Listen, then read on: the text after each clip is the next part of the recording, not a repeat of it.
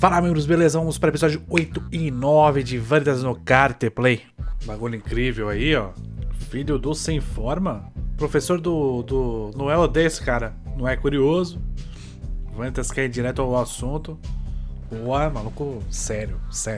Vanitas putaço, sério. Escutou tudo. Vocês salvaram uma galera. E qual que é a sua opinião sobre isso? Lorde, foi o charlatão. Vanitas e Ruth estão concordando. O maluco tá sabendo de muita coisa, hein? O Lucas é tipo um príncipe. Grão-duque Oriflame. Maluco poderoso. Cadê teu irmão mais velho? Você não queria salvar ele? E o Ruth, falou, esquece essa porra. Aí tem, hein? Não é pra mencionar mais que o Lucius tem irmão. Tá estranho isso aí, hein? Livrá-lo da maldição não é necessariamente do seu melhor interesse? Livrá-lo da maldição não é necessariamente do seu melhor interesse? Porque talvez ele não seja amaldiçoado? Sei lá, não entendi. Aí tem. Quero saber sobre você, não só sobre o Vanitas. E aí, o Vanitas tá... Qual é o seu pedido, garoto? Ele quer conhecer a rainha. Eu acho que a rainha é que manda em todo mundo. Ela é a origem dos amaldiçoados. Caralho, eu tô arrepiei, mano. Quero saber tudo sobre a sua majestade. E aí a Gianni com ciúmes, né? Tá desafiando o Ruthven. A rainha não é vista em público. Ela é eremita. O que tá acontecendo com essa mulher? Por que ninguém pode ver essa mulher? Aí tem. Essa rainha existe? Ou você que manda nessa porra? Aí o Ruthven putaço. Caralho. Foi com a mão no pescoço direto. Caralho, detonou todo mundo. Nem viu. Caralho. O maluco tá com ódio. Ele é muito fiel à rainha. Voltaram ao mundo humano. Foda-se. O gato foi depois. Caralho. Todo mundo muito puto. E ele tá feliz com a informação que conquistou, né, o Vanitas. A maioria dos vampiros fica maluca quando a rainha é citada, mas o Lucius manteve a consciência. E aí o Vanitas percebeu isso. E aí o Vanitas entendeu isso como uma confirmação do que ele tava falando. Nossa, esse anime é muito bom, cara. Tá morta mesmo, hein? Tá só o pó da rabiola. Todo mundo apanhou. Os três são vampiros com humanos. É um dampiro. Vanitas putaço. Com a descoberta do... É a unidade de vampiro da igreja, os caçadores. É a igreja, o Vanitas vai ter que lutar contra a igreja. Ih, o maluco tá louco pra Inquisição. Loucaço pra Inquisição acontecer. Por enquanto, metade do episódio 8. A coisa mais importante até agora é a revelação de que a rainha ou ela tá morta ou ela tá completamente incapacitada. Isso provado pela pessoa mais próxima a ela, que era justamente o Lucius. O Lucius, ele tem um irmão, esse irmão... Ele tá sendo apagado dessa sociedade, mais ou menos como aconteceu com o irmão de consideração do Noé, que ia ser jogado de lado por causa da maldição da lua azul e porque a Dome ia, na verdade, representar toda essa família, aparentemente. Então, você tem algumas semelhanças entre os casos, né, do Noé com o Lucius. O Noé está buscando uma salvação não para o irmão dele que já se foi, mas para todos os vampiros, graças justamente a essa relação que ele teve com o irmão. E o Lúcio está buscando também alguma coisa que, no caso, é a salvação para as pessoas próximas dele. E por isso ele acaba também se envolvendo em situações que ele não se envolveria normalmente de acordo com o seu cargo. Então ele está quebrando um pouco essa questão de função e papel social dele dentro da sociedade vampírica para poder trazer uma solução para as pessoas próximas a ele. Então a gente tem Noé quebrando bastante dessa questão social e a gente tem o Lúcio também quebrando essa questão social para poder encontrar uma solução. E o Vanitas, ele é a pessoa que tem acesso a isso para poder ajudar, mas ele vai sofrer uma grande resistência, principalmente das pessoas que estão mais próximas a toda essa estrutura monárquica dos vampiros. O Suário de Paris, isso é uma coisa de verdade, se não me engano. Qualquer coisa pode gerar uma guerra entre os vampiros e os caçadores. Não é tá estranhando que o Vanitas tá normal até demais. Eu não tô te seguindo, eu tô me juntando a você. Eu não tô atrás de você, eu estou do seu lado. Vai entrar na igreja aí, ó. O que estão fazendo? Ih, achou os dois caras. Já prendeu os dois caras, já entrou no negócio. Roubou as roupas deles. Disfarce. Passagem secreta. E o Vanitas sabe muito disso aí, pelo sinal, né? Esconderijo secreto dos caçadores. Como é que você conhece essa porra, Vanitas? Ele era um caçador, você quer ver? Será que o Vanitas, ele era um caçador, acabou encontrando o Vanitas de verdade e aí se transformou no próprio Vanitas? Depois que descobriu a verdade sobre os vampiros, alguma coisa nesse sentido? Faria sentido.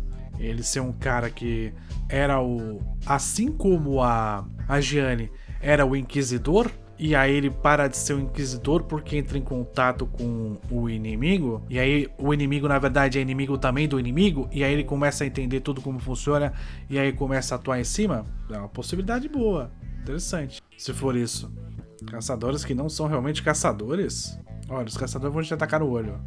Você vai morrer se se não ficar esperto. Eita porra. Isso é tudo cabeça de vampiro, você quer ver? É todo de vampiro. Olha o cara aí. O maluco tá falando que o nome dos assassinos tá tudo aí, ó. Quanto mais assassino, mais forte ficou. Mais famoso era. Rolando Fortes. Paladino? Ele é um dos 12 Cavaleiros de Ouro. E aí, quem são vocês? Vincent e Gilberto. Ah, vocês estão perdidos? Eu também tô. Mas Deus vai fazer eu encontrar o caminho. E Deus fez eu encontrar vocês também. O maluco não tem aberturas. É um inimigo bastante complicado. Eita porra, foi empurrado. Tá preso, otário. Você, vampiro, vai ser atacado nos olhos, sal. Ele já sabia desde o início que vocês eram inimigos. Vista embaçada. Sabia que você era vampiro. Você matou aquele quem você roubou essa camiseta? Você vai morrer. E usar droga, maluco. Hereges, morram. Amém. Maluco, tá... Acabou o episódio? Só comentar, vamos lá. Novamente a questão ideológica, sem contato com a realidade, acaba afetando o julgamento das pessoas e elas acabam influenciando negativamente na vida das outras, né? Então a igreja aqui está claramente sendo a vilã da história. Ela não está preocupada se os vampiros são bons ou não. Eles não seguem as escrituras, eles são considerados vilões pelas escrituras, logo temos que eliminá-los. Independente se a gente conhece, se a gente não conhece, se tem contato, se não tem contato, foda-se tudo isso. Você é vampiro, você é mau, eu tenho que te eliminar. Então, se no começo do anime ele focou bastante nessa questão dos próprios vampiros terem preconceito para com relação ao vampiro da lua azul e esse preconceito ditar o relacionamento que eles têm uns com os outros e ditar toda a sociedade, a igreja nesse caso acaba não sendo muito diferente, porque ela acaba tendo essa mesma relação com os vampiros. Independente de qual vampiro seja, você é mau, você tem que ser eliminado, você vai ser caçado. E aí como é que o Vanitas, por exemplo, poderia ajudar nesse sentido, sendo que ele é o conhecimento de um vampiro? Talvez se o próprio Vanitas ser uma pessoa, um dos caçadores, mostrar para os próprios caçadores que eles não conhecem os vampiros e portanto, ao não conhecer, eles estão errados. Só que existe uma grande problemática nisso tudo, que é que os caçadores têm um dogma por trás. E esse dogma é o que dita o relacionamento deles com o mundo, e é isso que vai acabar acontecendo. Talvez eles não sejam convertidos pela realidade, porque eles não estão tendo uma relação com a realidade pautada pelo próprio conhecimento. Eles estão tendo uma relação com a realidade pautada por um dogma, uma crença indiscutível. Então, bom, vamos continuar. Episódio 9. Se preocupar primeiro com você, depois comigo. O que você disse? Você falou o nome dele é o quê? Vanitas? Você é o Vanitas? Sim, sou eu! Meu Deus, o cara tá muito feliz de ter encontrado o Vanitas. Tá sendo usado por vampiros. Você é apenas uma vítima. Foi forçado a viver entre vampiros e o clã da Lua Azul. Talvez os caçadores tenham uma outra compreensão sobre o clã da Lua Azul? Vocês não vão mudar. Tem piedade onde é indesejada a piedade. Não percebe que desprezam os outros. Novamente, ele tá questionando essa questão do dogma. Eu me associo a vampiros. Eu acabei de dar um tapa na cara. Eu sou teu inimigo, porque eu faço tudo pela minha própria vontade. Vocês são escravos desse Deus. Pô, é isso que eu tô falando, entendeu? Eu não sou escravo disso. Ele não tá baseado em dogmas, né? Pobre criatura. Certamente ele não sabe o que faz. Perdoe este humano pelos seus pecados. A palavra de Deus não vai chegar em você. Você precisa aceitar a palavra de Deus. Foda-se essa porra! Ele é um fanático por Deus. Vou te salvar do mal. Eita porra, uma espadona. Durandal. Desviou. O maluco é rápido. Nunca vi o vampiro se movimentar assim. Eita porra, cortou. O maluco tem correntes. Meu Deus, hein? Prendeu. Segurou. Não adianta segurar a arma dele, ele tem outros métodos. É o método do choque elétrico do Pikachu. Eita, mano, fudeu. Que raios foi isso? Agora a Vanitas vai proteger. Tome ele! Fica inconsciente aí, amigo. Quitaram. Boa, boa. Bora caçar vampiro. Será que você pode derrotar o cara lá? E aí? O Vanitas tá querendo isso real. Junto a gente consegue vencer, mas sozinho não. Ele tá procurando o Moro. Ele foi expulso dos caçadores. Quem tá sequestrando o vampiro não são os caçadores comuns. Eles são coisa do Moro. Olha ele aí, ó. Ele era meu objeto de estudo? Ele era um experimento do Moro? Plot twists! Ih, agora avisou todo mundo. Eita porra! Olha os autômatos atacando aí. Os malucos conhecem isso aqui com a palma da mão deles? Como assim? Então o Vanitas realmente conhece muito aí porque ele era o cara do doutor lá. Por que você faz cara de puto às vezes, hein? Os pais foram mortos por um vampiro. E ele foi salvo pro caçador. E ele se juntou à igreja. Ele ia ser caçador, mas o Moro pegou e usou ele como cobaia. Entendi, tá tudo explicado agora. Ele passou anos aí embaixo. Humanos e vampiros são muito parecidos. Todo mundo é egoísta e nojento. Aqui uma questão que tá acontecendo é que o Vanitas, ele cita a história dele como se ele já tivesse passado essa história, como se não tivesse mais sentido. Como se ele já tivesse morto. Não era só, tem que vencer sem lutar. Eita porra! Pegou de surpresa. Resolução pacífica? O maluco não vai mudar não, mano. E aí o que não é querendo falar, não, mas se a gente conversar pode dar certo. Não, não vai dar certo, porra. Você é muito ingênuo. Nossa, agora deixou não é putaço. Vamos levar um refém sim. Inocente é o caralho. Ingênuo é o caralho. Você vai ser o refém. Levou o Vanitas de refém. Atuação? Não tem atuação nenhuma, Vanitas. Não é, tá putaço. Tacou o Vanitas. Eita porra, chutão na cara. Caralho, brabo. Deu o primeiro golpe. Agora tá no ar de superioridade. Noé. O que o Noé tá fazendo? O que o Noé tá fazendo? Ele nem começou a falar direito, mas o que ele está fazendo? Sabe que a pessoa vai atacá-lo. Então o que ele faz? Ele a coloca numa posição de inferioridade primeiro e fala, beleza, agora que você tá calminho, agora a gente vai conversar. Eu vou falar o que eu tenho pra falar. Você decide o que você faz depois com essas informações, mas eu vou fazer você me ouvir primeiro. E aí, ele se comporta completamente de uma maneira fora do que esse cara e do que os preceitos e os dogmas dele prevêem. E aí é um choque de realidade muito grande. Como assim tudo o que eu acredito não tá acontecendo com esse cara? Porque vampiro é mal, ele deveria ter me matado. Uma coisa nesse sentido. Você não quer ouvir o que a gente tem pra te falar? O maluco tá... O que tá acontecendo? O que é esse maluco? Eita porra, outra revelação. O Dr. Moro tá vivo ainda. Nunca conheci um vampiro como você. Você é vampiro mesmo? Nunca tinha visto uma coisa assim na vida. O maluco tá querendo conhecer, ó. Depois que percebeu que é diferente. Ninguém entende nada, porque não faz sentido mesmo. Caralho, finalmente ele entendeu quando a gente explicou. Eu não sei se entendeu, não. Por que você não explicou isso antes? Porque você não queria matar o cara, porra. Número 69, sugestivo. Estranha essa reação do Vanitas no final, né? Beleza, vamos falar do episódio.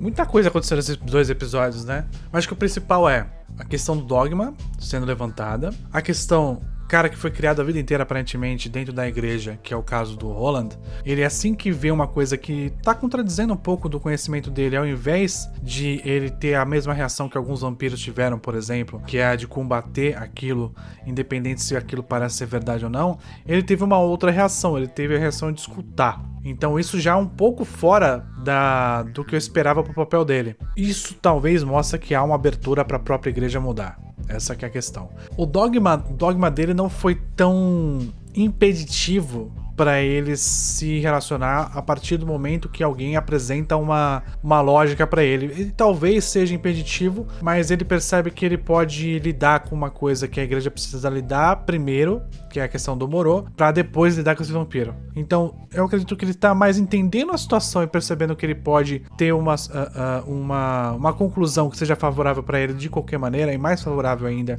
se ele se aliar no momento ao Vanitas e ao Noé, do que se ele simplesmente matar o Noé. Então ele prefere ouvir e entender a situação para uma solução maior do que apenas quebrar o Noé e acabar com o vampiro. Os elementos desses 2 episódios foram o Vanitas enfrentando a igreja, o Noé sendo o vampiro que se comporta diferente de todos os outros vampiros e que menos preconceito também.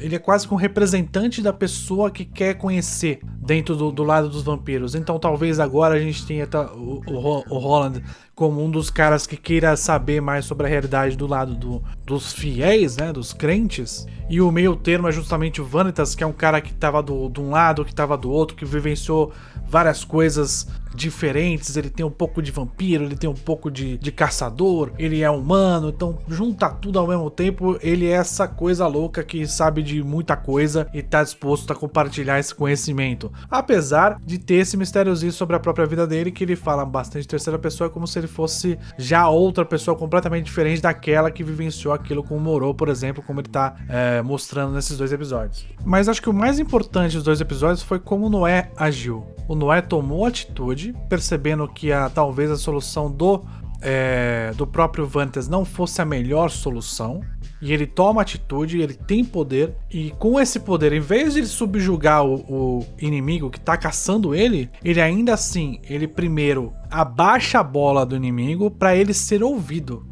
Essa é uma boa utilização de poder. Enquanto o Vanitas queria, né, se utilizar de subterfúgios, de maneiras não muito ortodoxas para lidar com a situação, o Noé aprendeu com o Vanitas sobre essa situação, se utilizou de toda essa situação para poder ser ouvido ao invés de impor a força. Ele não quis impor a força. Ele colocou o cara numa situação onde eles pudessem conversar e negociar, ao invés de ele apenas precisar se defender para não morrer. Então Noé coloca uma situação onde há um certo equilíbrio de poderes para eles poderem de fato conversar de igual para igual, ao invés de caçador e caça. E aí eles conseguem uma solução, pelo menos temporariamente, ideal para todo mundo. O Noé sempre busca a compreensão, a não agressão, o acordo. Ele sempre busca isso, o melhor mundo para todos. Então ele vai muito contra o que o cara mesmo acredita. É esse choque de realidade, junto com o fato de ele ter sido subjugado na força e o cara não ter atacado ele e ter falado apenas me escuta, tudo isso fez uma quebra na realidade do Roland para ele poder tomar a atitude de ouvir e conversar e entender qual era a melhor ação para este momento. Então, é isso, galera. Espero que tenham gostado. Membros, muito obrigado. Valeu, falou.